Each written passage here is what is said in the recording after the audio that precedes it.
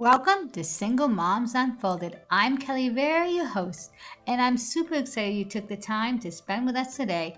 This is a podcast by a single mom for single moms to help single moms, right? This is our safe space to grow, connect, and learn together. So sit back, relax, and enjoy. Hello, friends, and welcome back to Single Moms Unfolded. Today, we're lucky enough to have Samantha Peacock. Welcome, Samantha. Thank you. I'm happy to be here. Samantha is a single mom just going through the divorce phase, so we're going to question her and see how she's doing. No pressure. Well, So, Samantha, tell us your definition of a single mom. So a single mom to me is somebody who is handling everything. So they handle the day-to-day stuff. They're handling the laundry and the kids' school schedule and the lunches, but also having to worry about the finances and the back end of everything. So if they are holding all of that stress on their shoulders, then that is a single mom to me. For sure, for sure. So, are there any misconceptions? Yes, that single moms are weak. So untrue, right? I feel like portrayals in movies and TV shows are that single moms are weak and have a weak character. I don't know, but it's completely the opposite. And I think I probably had that misconception too prior to being a single mom. But you really are just resourceful when it comes down to it. There's no failure's not an option. You have to make things work and you get creative and you become pretty resilient. Yeah, I love that. Resourceful and resilient. Those are like key words for single moms. That's it. You have to just keep going, right? And figure out what's plan B. What can I do here? Yeah, absolutely. So tell us about yourself and your kids. So I'm currently at school. I'm in the middle of a master's program for cardiac perfusion. And we're here in Detroit just for my program. No family, no help. But so we're here doing that. I've got two kids, my 7-year-old son and a 2-year-old daughter. Or she's 3 now, sorry. Aww. 7 and 3. And they are awesome. Aww. Personalities, but they are amazing in their own ways. So. Oh, little guys. Awesome. Awesome. So share a little bit of your story with us. When did you know you were going to be a single mom? At what point were you like, okay, this is not working? So I have two stories. So, because I'm a single mom twice over, which I've learned in my life that I feel like I have to learn every lesson twice to really learn it. Like in school. I hear you. Repetition, right? The master of mastery, right? Repetition. Yeah. So that's something I'm working on in therapy. Learning the first time. So the first time was with my son's dad, and he's not a bad person. It just he wasn't ready when it came down to it, and my son was born. He was not ready for family commitment, parenthood. That was a terrifying time because everything was very new. I had no idea how I was going to do it, and then I did it. Right. So this time around, it is a little bit different. I'm confident in my ability to be a single mom, but now the separation part is a very different situation. It's a lot more contentious, and there's actual court battles and things like that going on. Vindictive behaviors I'm having to deal with every day. So just different lessons I'm learning from both situations. Right. And how are the kids doing all this? Because it's the hardest for them, right? It's it was okay, I thought, and I'm seeing as things are progressing, it's hard on them. The 7-year-old especially, he is really sensitive. He is so empathetic and just feels stuff going on, and he doesn't know how to do it, and he's trying to be supportive of me and maintain this relationship with his stepdad, and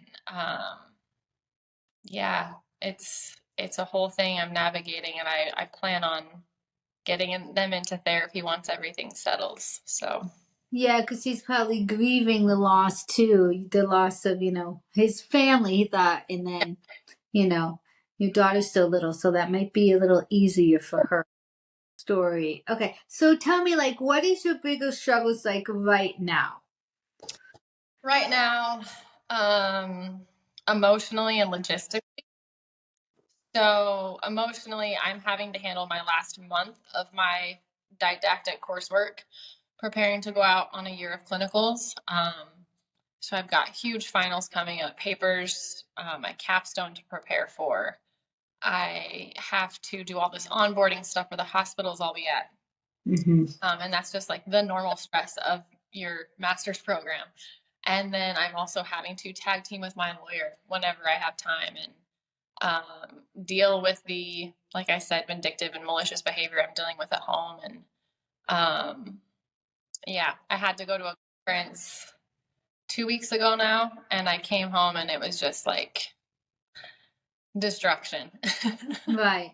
Ah, Yeah, I'm trying to just breathe my way through it and know that the other side is to do it. So that's true, right? Because you're still living together, so you have to just get through the whatever it is, a couple months or 6 months or however long you have to stay there. You just have to be like, okay, almost treat like a coworker, right? You're a coworker. yeah, I'm not giving you my emotion. Even if you're so angry and you go in the other room and you want to throw something, but yeah, you can't give them that energy because I'm so sorry. I know that sucks. I know, I know it sucks. I've been there and it's very uncomfortable. It's very uncomfortable. the only thing I keep telling myself in my head when I go through things, I try to find like one little phrase or mantra to just get me through. And I mean, this will end. Like, Yeah, this too shall pass.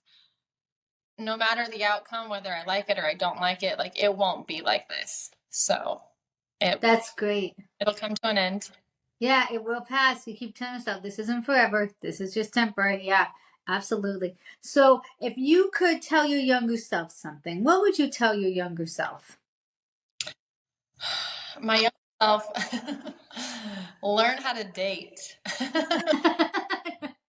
I mean, I was just never taught that. And so that's something I've been talking with a lot of people lately, a lot of friends about emotional growth and mental health and teaching younger generations how to do things better.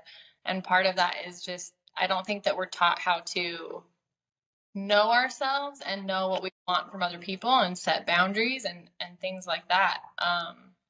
So wish I learned boundaries younger. But yeah, that's very true. We're not taught how to be in relationships. We're not taught like really how to make friends or to navigate all this. It's very true. There's a lady, a really sweet girl I had in my first podcast, McKenna, and she had gone through this and she had made a list. This is what I want. And if you don't meet that list, that's it. Next. And it's really cool to be like, wow, she knows exactly what she wants. Many of us take what we get, what we, like, oh, okay, they seem nice. Okay, we'll go with it. And they're like, wow, I don't like that. I'm not feeling that. But we don't always say anything because they're very good looking or very kind or whatever it is at the time. We don't do that. I found in myself is that I am too much of a I don't really know the word for it, but I always see the good in people. So even if there's things that it's like maybe that's a red flag, I always give them the benefit of the doubt too much. And I'm learning to not give people the benefit of the doubt. Mm, They're gonna show you who they are. They're gonna tell you who they are. Don't try to make an excuse for them for that. right, this is it. It goes with friends too and my family. I'm going through family growing pains too. Um, Lots of stuff to unpack in therapy from my child. Right, right. So But that's good that you're going to therapy and you're working on what you need to, right? You're not staying stuck. You're like, okay, this is not good for my mental health. yeah. So how far do you think you've grown with this? Give me some good stuff about what that's come out of all this. So much. I actually just had this conversation last night with a friend. Because he asked me, he said, not to be rude, but like, how did you end up with this guy? He sounds awful. He sounded like, why'd you have a kid with him? And I kind of broke it down step by step. And yeah, I mean, you learn things you didn't know. I didn't know about love bombing. I didn't know about the narcissistic behaviors that reel you in. I just, if you don't know what you don't know until you know it. Right. And so just being more aware of people and their honest, sincere behaviors and what they're showing you. Maintaining my own boundaries is the biggest thing I've probably learned from this. Because I grew up as a people pleaser too with my family. I don't think I ever really knew myself and my own wants and own needs until now in my 30s. So boundaries is a big thing I've learned and I'm continuing to just grow with. And as you know, now that you know more about narcissism and stuff, like I'm a people pleaser too. I grew up like that, just doing, oh, this is what good girls do. You do well in school, you do this, accommodating everybody, and then you end up you're a magnet for these kind of people with controlling behavior and their own agendas, not somebody that's a team player. So yeah, so it's good if we could teach, kids growing up, okay, this is what to look for. This is the boundaries. This is not okay. But because we're empathetic, we take on their energy and we want to help people. And we do. We want to help people. And sometimes it works, sometimes it doesn't always work. Yeah. So tell us, what was something really influential in your life and that impacted your life? I mean, I immediately when you asked that question, I want to say my grandma. My grandma was my best friend. And she's passed away. But in terms of like, relationships and stuff, I can't say that. My grandma, I questioned every day why she was with my grandpa, the stuff that she put up with him. And I now, in retrospect, I'm standing back thinking like, this is the pattern. Like, this is how it all started. Yeah. They had their cute love story and it was a different time, but it wasn't healthy. So, that's something that's been interesting for me to accept too, that I loved both of my grandparents dearly, but what they had together needed to be worked on. For sure, yeah. Influential now, I would say I don't have a person in my life that's influential. It's more like I've been into a lot of audiobooks and podcasts that I kind of cling to their strength and their knowledge to help me grow. Mm-hmm. Even Speaks is a big one I'm onto right now. All of his Even Speaks. Okay. I'll have to check it out. And he's got a lot of relationship based stuff, but it's also just about healing in general from past trauma. And he kind of breaks all of those common things that we hear that, everybody has pain and trauma. Well, he says, yes, everybody has it, but not everybody has to carry it with them forever. Like, ditch it. Right, yeah. Yeah. I've been going through some of his stuff and that's been helpful. Oh, that's good. That's good. But I think it's great that you're seeking out what you need. You're like, okay, I know what I need, and you're seeking it out. A lot of us would be like, okay, I'm in a crappy spot and this is just my lot right here. So I think it takes a lot of courage to say, okay, I'm gonna find something else. That's awesome. That's awesome. So, do you have any other advice you want to share with single moms? If you could tell them one thing. One thing? Oh, I can't narrow it. Okay, give them two. Give them two.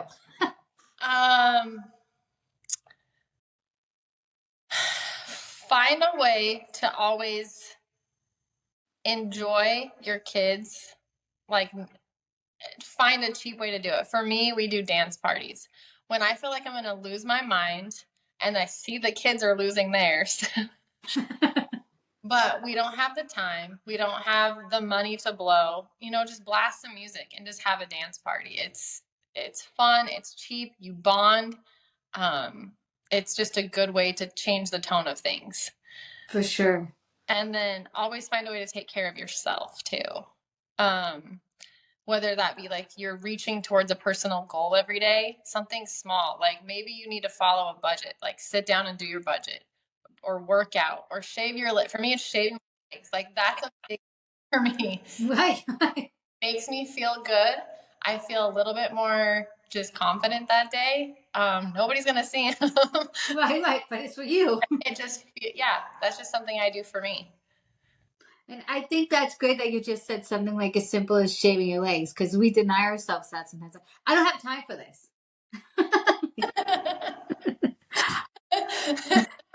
Samantha's light keeps going off, so she's kind of doing the wave to keep it on, but it's all good. Then she's going to start a dance party.